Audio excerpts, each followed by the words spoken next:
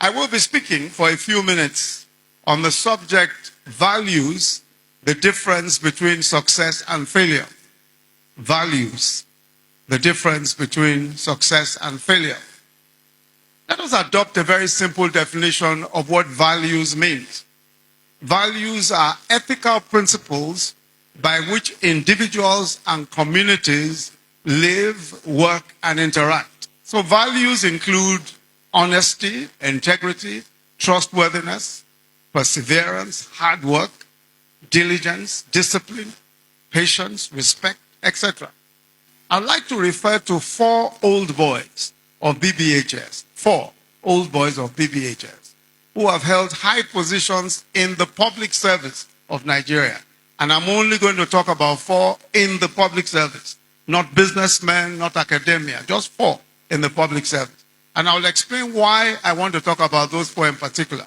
I'll begin with the first of these 4 that I'll mention.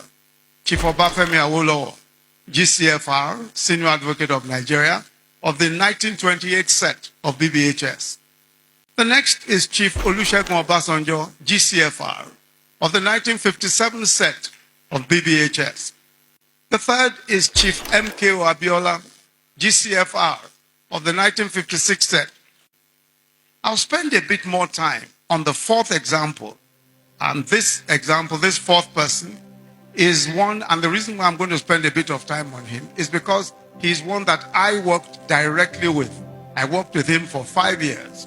He is His Excellency Prince Bola Ajibola, Senior Advocate of Nigeria, Knight of the British Empire, of the 1955 set. He was one time President of the NBA, was one time Attorney General and Minister of Justice of the Federation. He served as a judge of the International Court of Justice or the World Court, and was also Nigeria's ambassador to the United Kingdom. I was 30 years old when I was appointed Special Advisor to Prince Bola Ajibola, then Attorney General of the Federation and Minister of Justice.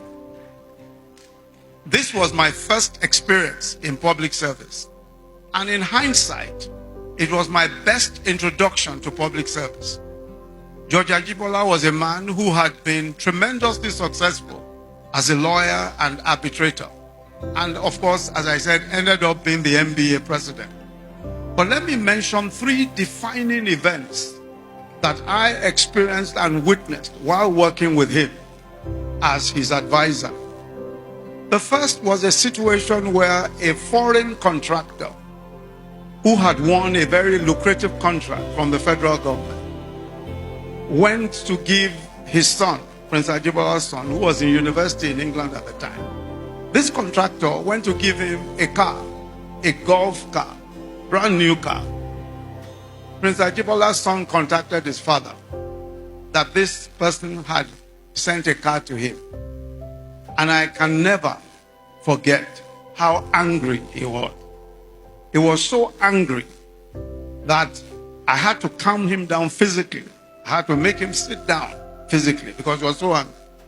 Not only was the gift returned, the contractor, the man, was reported to his government, to the government of his country. And I remember that his government had to make a special apology to our own government and to Prince Bola Ajibola. I remember that the man himself came to the ministry to apologize to the Attorney General for offering a bribe to him. The second incident was a commercial aircraft that was arrested in Nigeria for carrying drugs. The office of the Attorney General, of course, was responsible for ensuring the arrest.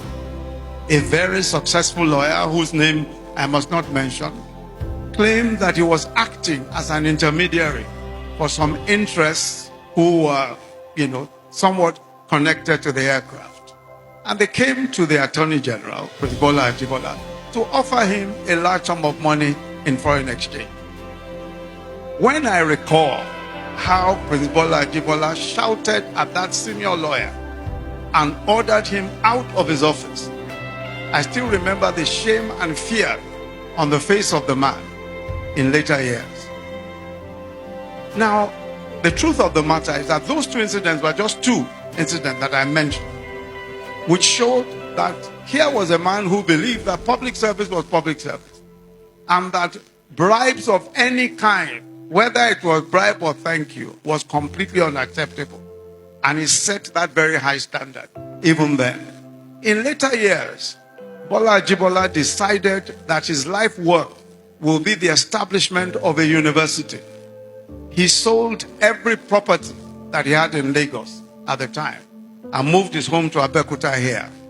He established the Crescent University with all the resources he had. And I know because he's somebody who confides in me a great deal.